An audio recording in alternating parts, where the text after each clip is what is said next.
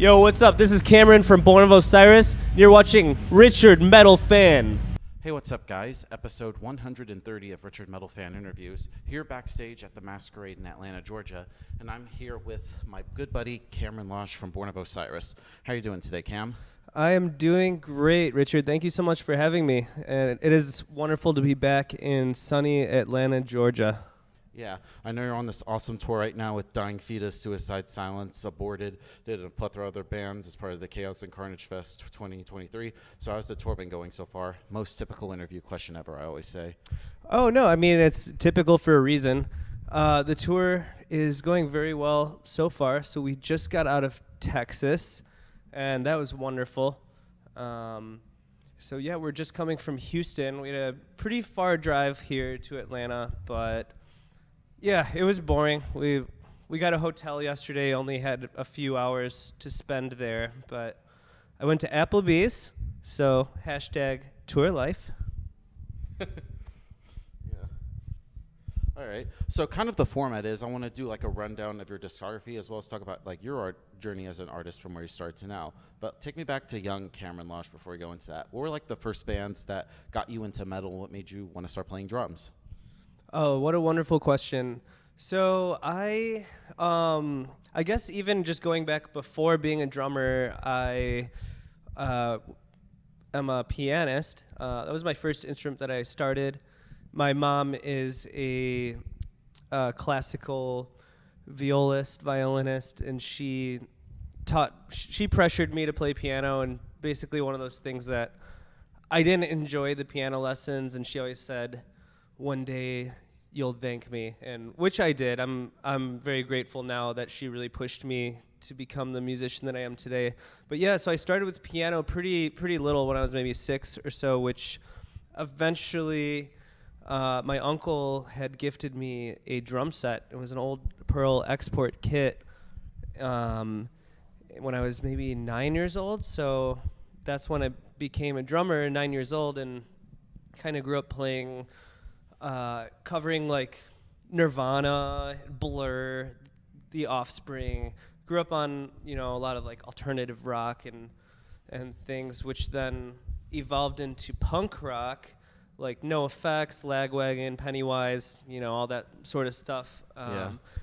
And then eventually one of my friends, he was like a gateway friend, showed me like Unearth, Lamb of God, Killswitch Engage, like all around the same time, and my head exploded. I heard like the song 94 Hours by As I Lay Dying, and that was the fastest double bass I'd ever heard in my life at the time, and I was like, how do you do that? I'm like, Mom, I need a double bass pedal. So yeah, I guess that's just to answer your question, that's kind of my musical journey where it all began, from piano to drums, and then guitar was after that. Maybe 8th grade I picked up a guitar and was self-taught at that, but the band you were asking, the bands that influenced me. Well, the ones I just mentioned for sure. Also, Between the Buried and Me, that was a really big one for me. Yeah, Colors is an awesome record. Oh my Lord, yeah, Colors. The Silent Circus was like the first time I had heard just songwriting like that, and it was just really amazing. Between the Buried and Me is like a big standout band that changed me and shaped me, and just mind-blowing. Yeah, and so tell me about how Born of Osiris formed, because I know you all formed 2003, and I know this year is also 20 years of Born of Osiris as a band. Did you think that you would be around for 20 years? I did not think we would make it this far, that's for sure. I think as a high schooler with my dreams and ambitions as a drummer, I've far surpassed those goals. But yeah, we started 2003. That's a good observation. A lot of people don't realize that we've been a band for longer than 2007, which was, our debut album, The New Rain, came out in 2007. But we were all playing music together much before that. So I actually first met Ronnie, our vocalist, in 4th grade. Yeah, homie. The homie, yes. We were trading Pokemon cards out on the playground, and he had a Pikachu. He had a Pikachu. I had Ponyta, and I tried to trade him, and he laughed in my face. He made he made me feel so dumb, and thus began our toxic relationship. No, I'm just kidding. Ronnie's a sweetheart, but I didn't know how to play Pokemon. I was just trying to be cool. I was new at my school, but anyways, yeah. So I met Ronnie in 4th grade. Met Joe, keyboardist and second vocalist, in 7th grade. And yeah, so the three of us were playing music together, and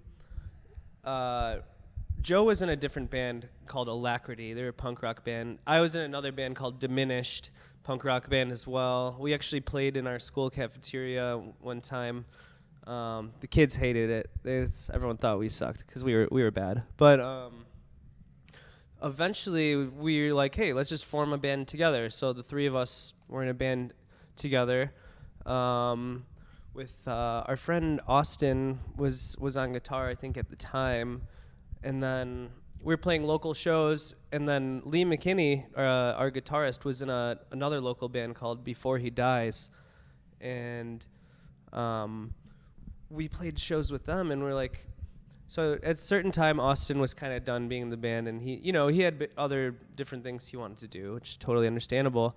We're like, well, we need a guitarist, and I forgot to mention David, our original bass player. We were pretty much neighbors. He lived across the street from me, so he's them section buddies. Yep, yeah, he's a great guy. So David actually was like, hey, well, remember Before We Dies, the band that we played with? He's like, their ginger guitarist Lee shreds really hard. We're like, oh, you know what? You're right. Let's go hit him up. So he had a contact for Lee. I guess they exchanged numbers or something. And Lee came over to my parents' house to try out. And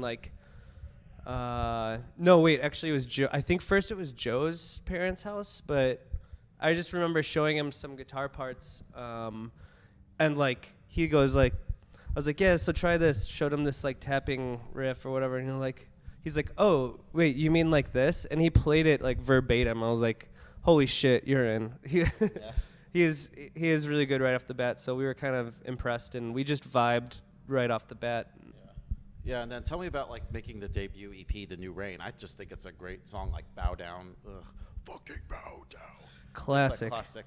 What was the recording process? I know you also got signed to Sumerian at the time before before it came out. So how did Sumerian find Born of Osiris? Great question. So, let's start with how the album was made. I wrote that album and recorded every instrument except for the vocals on that album. Most of the songs were written when I was 16, some when I was 17. 18. So the ideas were originally recorded in my parents' basement.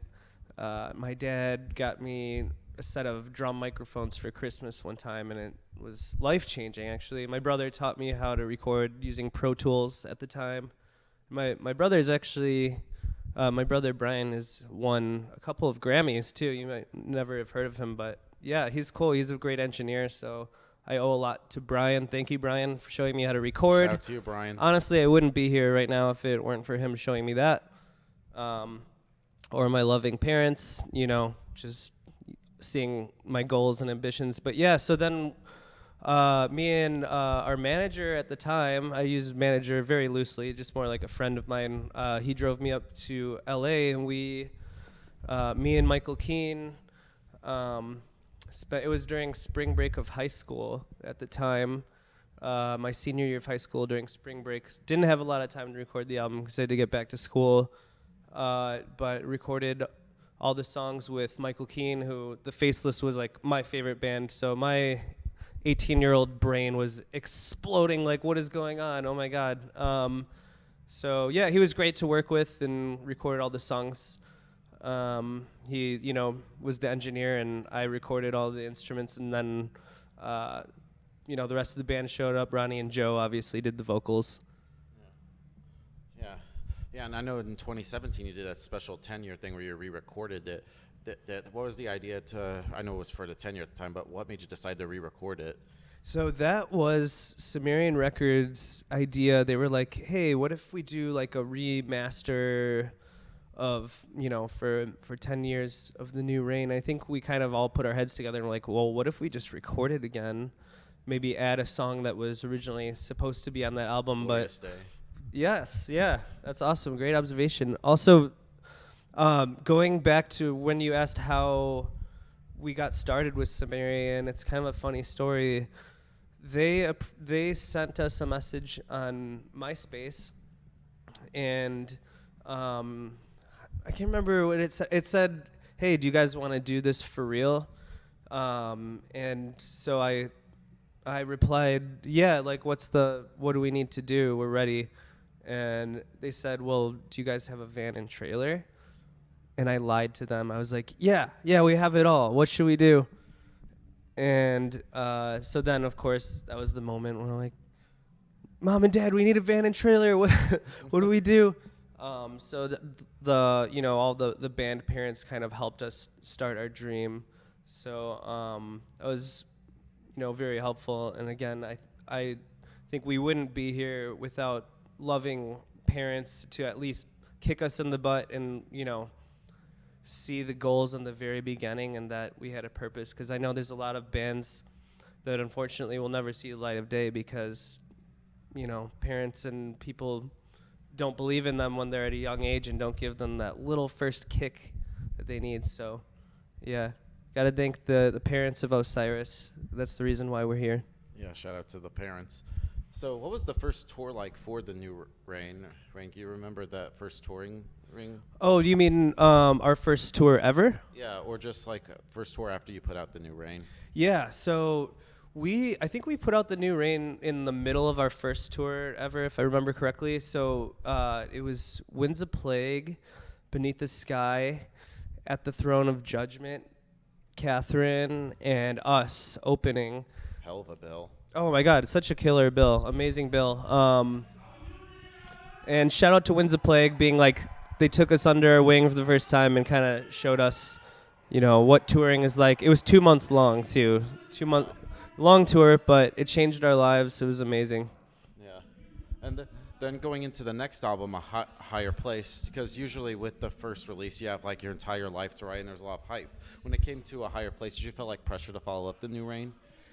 Yeah, and honestly, I think I should have felt more pressure because I felt very ill-prepared for that album. So I recorded every instrument on that one for every song, except for the song Exist. That was Lee's first song that he wrote for the band. But I think I was very ill-prepared and kind of showed up thought I was more ready than I was. It was a learning experience. I think if you're going to go in the studio, make sure you do your homework because, yeah. Yeah, and I still think it's a pretty solid album. Thank you. What's your favorite song from that? It's tough. Now Arise, I think turned out really awesome. That's just a badass journey and really energetic song that has a lot of twists and turns. I think Now Arise is probably one of my favorites off that. Yeah. And I still think it's great. Then the next album, The Discovery, my opinion, I think it's you guys' Master of Puppets. What was the thought process making The Discovery? Because it's a fantastic album. Favorite album of 2011 if I had one. So yeah, that was a very special album to me. It was very cool. I think that's the album when Lee really took the reins as a songwriter. And Lee was like, okay, look, this is what I can bring to the table. So that was half and half me and Lee's songs. Obviously, Jason has one song too, which is Behold. And Jason did a few guitar solos on there. Really sick stuff, obviously. But yeah, I think that was a very special album because Lee was really flexing as a songwriter for the very first time, where he had written one song on A Higher Place, but now The Discovery is bam, bam, bam. He's just putting out all these amazing songs, and we're all holy shit, Lee! Didn't realize he could do that. So he's amazing. Yeah, he is a monster at recording, producing, writing songs, and obviously amazing guitarist. So yeah, The Discovery was I thought that was Lee's introduction to hey, look, I'm a kick-ass songwriter. Yeah. And would you ever consider like doing a playthrough album tour of Discovery, like you did with the New Rain? You know, I would love to, but just like the same reason why we didn't do Tomorrow We Die Live 10-year tour, we could have done that this year, but we're focusing on our new album. Focus on the present. Yeah, focus on the present. So we have a new album right now that's getting mixed. It's halfway mixed. It's amazing. Oops, I almost burped into the microphone. You're good. Good. We're getting there. There, we kind of led me into the next thing. Tomorrow We Die Alive. What was that like going from that to from the Discovery? Did you felt like nervous because the Discovery is a fucking amazing album? What was making Tomorrow We Die Alive like? It was nice. Honestly, it was a bit more freedom. I know me and our guitarist at the time, Jason, we would butt heads during like the songwriting process a little bit, so it was almost a bit more relaxed in a sense. Kind of back to the basics again, writing stuff without restrictions, or I don't know. I was trying to say that as politely as possible, but it kind of felt back like being at home again, writing and having writing be fun again. Yeah. Yeah, and I still think it's crazy that the album's 10 years old. That was actually the album that got me into you guys, and I've been a fan of you guys since. So I've been a fan of you guys for 10 years. That's awesome. Well, we're happy to have you along for the ride. Yeah. Yeah, and then going into the next album, which is Soul Sphere. What was that like going from Tomorrow We Die Alive to that?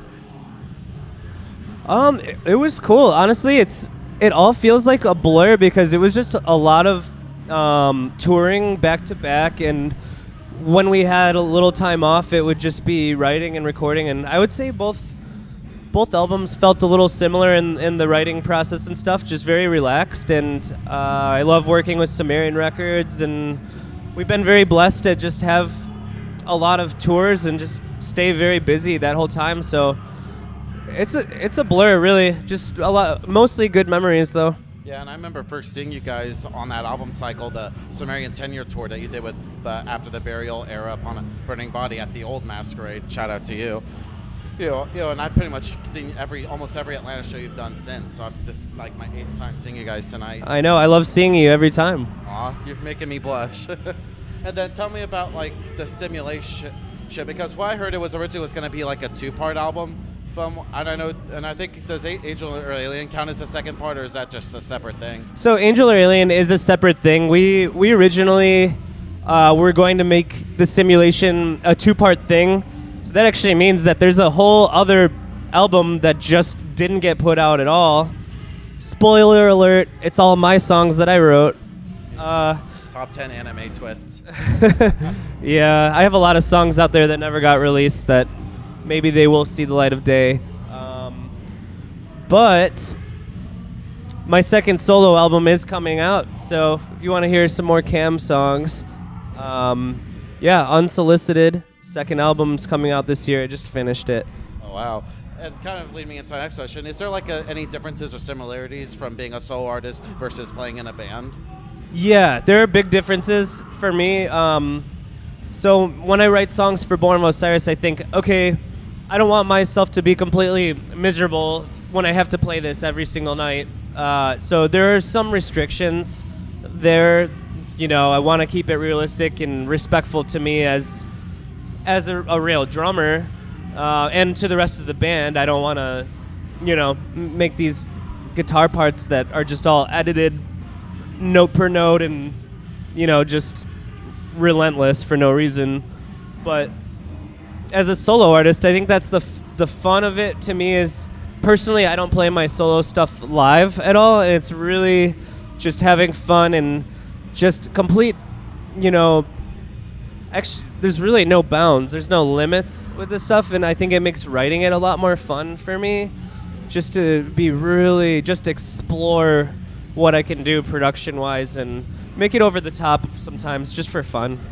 Nice. And so kind of in the end, to wrap things up, what's next for you? I know you're on this awesome tour. It's just anything else with Born of Osiris or your solo stuff that you'd like to plug? Yeah, so we're about to go out on a U.S. headliner, pretty short one with Hive, direct support. Shout out to Hive. They're an amazing band. Check out Hive. And then we are going out to Europe, and we're doing a bunch of dates with a bunch of bands. Attila's going to do some dates with us. We're doing some dates with Ginger.